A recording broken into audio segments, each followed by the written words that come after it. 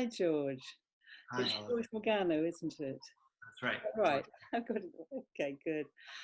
Okay, so we're here to find out more about you as a Living Inquiries facilitator, and I'm curious to know what drew you into the Living Inquiries in the first place. What was it about them that you were interested in?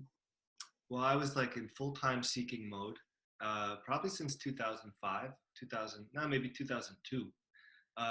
And I met Scott Kiloby. He was doing a workshop in my hometown, and Mm. I was in town, and I couldn't believe it. I was like, oh, this is a non-dual teacher, awakened dude.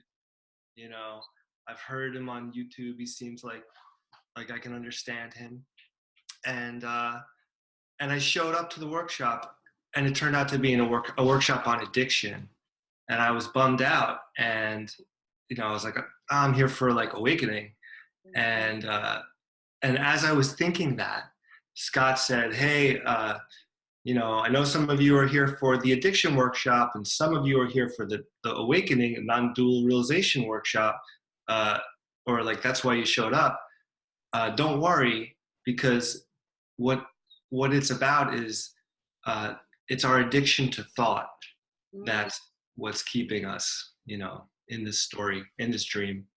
So that was like a big light bulb that went off for me, and really had me actually had quite an experience just seeing my own thoughts Yeah.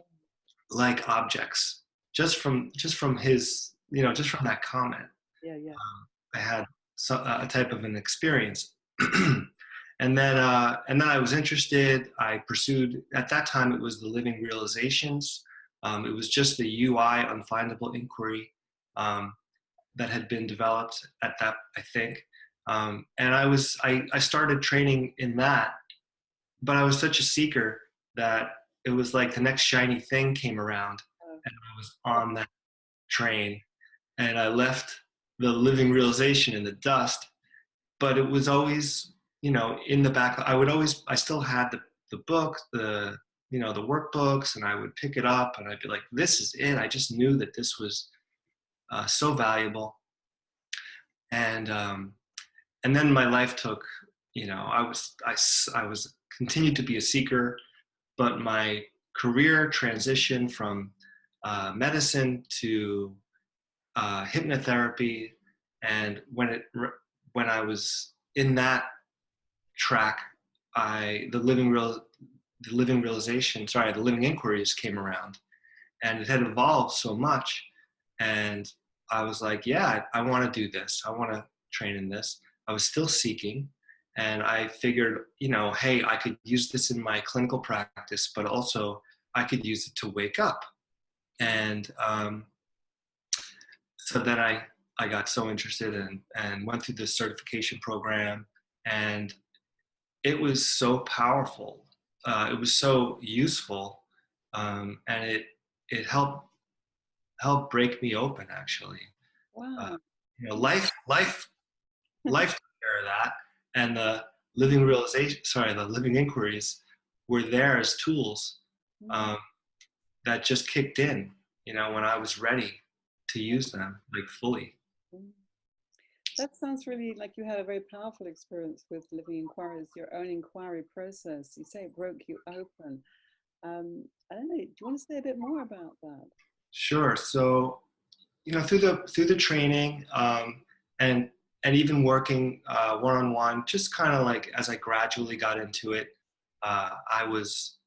I would do the inquiries. I would work with other facilitators, and we would practice with each other, but it wasn't so like urgent until it was relationship was like my big thing. Like I was always going in and out of relationship, even long-term relationships. And but the thing was that no matter who I was, the same problems would arise. And it dawned on me that this is in me. It's actually not. Yeah. It's not so much about them. And that's when I turned around, and I was just another relationship had just crumbled like Um, sand falling between my hands, and I was so like heartbroken about it, um, and I didn't want this to happen again. mm, And I kind of drew a line and said, never, not again. I can't go on like this. And at that moment, I was ready to really, truly, like really turn inward and look. mm, And then I looked, and it just went in so deep, and I saw that what was underneath it were these deficiency stories. I'm unlovable. I'm not enough. yeah, And I also saw that they were just thoughts, yeah, thoughts just sitting there like floating. And as I approached them, there was nothing to them.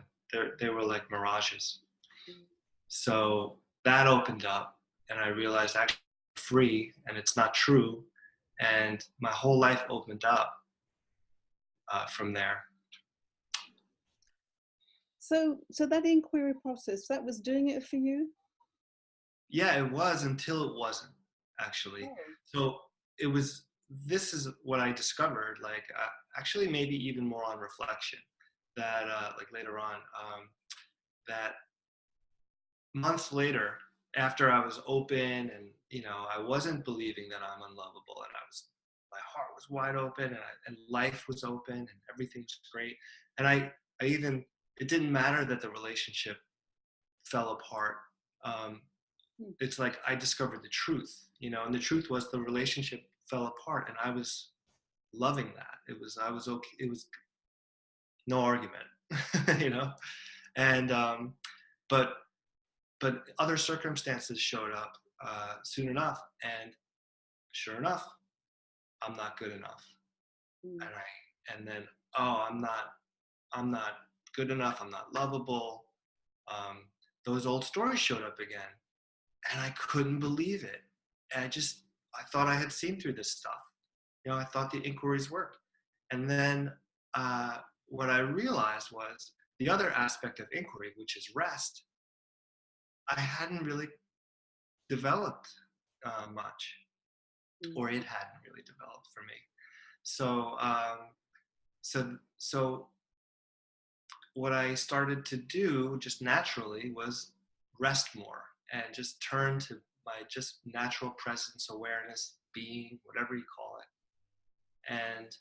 Um, and that was the place. It was the opposite direction. Instead of going up here, it mm, was just coming down and opening and being and meeting, and uh, not doing anything, mm. and letting everything reveal itself. There was that aspect of the inquiries, which is rest, which I had never really emphasized in my practice so much.